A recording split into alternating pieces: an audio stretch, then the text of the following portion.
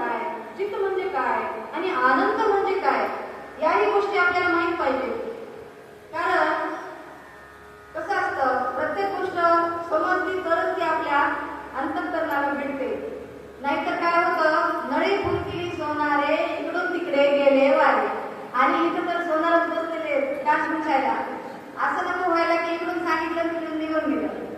त्यामुळं सत म्हणजे काय, चित्त म्हणजे काय आणि आनंद म्हणजे काय, सच्चिदानंद रूपाय म्हणजे काय, तर सत म्हणजे शाश्वत सत्य, जे अभेद्य आहे, जे अमिट आहे, जे कधीही मिटत नाही, जे काल होतं, आज आहे आणि उद्याही कायम स्थित राहणार आहे, स्थिर राहणार आहे, ते सत्य म्हणजे, ते शाश्वत सत्य म्हणजे सत. असा हा सतरूपी परमात्मा. मग आता याचं एक उदाहरण देते तुम्हाला मी. काल होतं, आज आहे आणि उद्याही राहणार आहे म्हणजे काय, तर पहा, आपण एखाद्या अग्नीमध्ये एखाद्या लाकडाचा तुकडा टाकला तर त्या लाकडाचं काय होईल, तो जळून जाईल, भस्म होईल, त्याची राख होईल, त्याचा कोळसा होईल, त्याचं अस्तित्व राहील का, नाही राहणार. पण त्या आगीमध्ये आपण त्या लाकडाऐवजी सोन्याचा तुकडा टाकला तर काय होईल, सोनं सोनंच राहील. म्हणजे सोनं टाकताना सोनं, जळतानाही सोनं, आणि अग्नीमधून बाहेर काढल्यावर सुद्धा ते सोनं सोनंच राहील. म्हणजे त्याचं अस्तित्व मिटेल का, नाही मिटणार.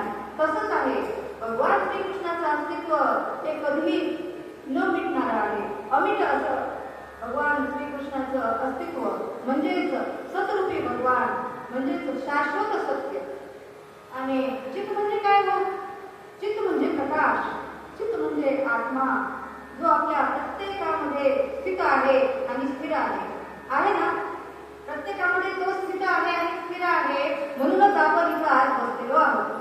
कारण प्रत्येक व्यक्तीच्या आयुष्य हे भगवंताच्या आत्म्याच्या अंशावरच आहे, त्याचा अंश आपल्यामध्ये आहे, म्हणून आपण जिवंत आहोत. तो जेव्हा आपल्या शरीरातून निघून जाईल तेव्हा आपणही जातो. कुठं जातो आपण, तो जातो, त्याच्या मग आपण कुठे जातो, आपण जातो नरकामध्ये. का तर त्याच्या सोबत जर जायचं असेल तर आपल्याला भगवत प्राप्ती करून घ्यावी लागते, आणि भगवत प्राप्ती करण्यासाठी काय करावं लागतं, आपल्याला चिंतन करावं लागतं. ते आपण आयुष्यभर करतच नाही. त्याच्यामुळे ज्यावेळी आपल्या अंतरात्म्यातून हा चित्तरूपी भगवान, भगवंताचा अंश निघून जातो, तेव्हा आपण मृत्यू लोकातून नाहीसे होतो, आपलं शरीर नष्ट होतं.